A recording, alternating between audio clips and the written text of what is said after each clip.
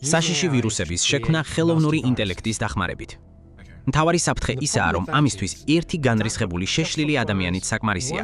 ვინმე, ვინც ცოტა მოლეკულური ბიოლოგია იცის, ხელოვნურ ინტელექტში კი კარგად ერკვევა და სამყაროს განადგურებას სურს. ახალი ვირუსების შექმნა ხელოვნური ინტელექტით უკვე საკმაოდ იაფად შეიძლება. ამისთვის აღარაა საკირო, რომ მაღალი კლასის მოლეკულური ბიოლოგი იყოთ. ეს მართლაც საზარელია.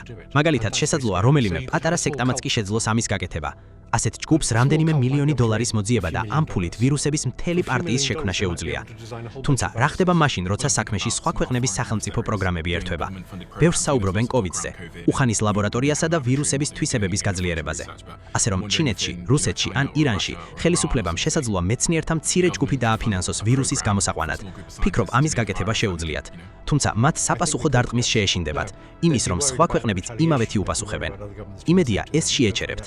ასევე ალბათ შეეშინდებათ, რომ ვირუსი მათ სავე ქვეყანაში არ გავრცელდეს.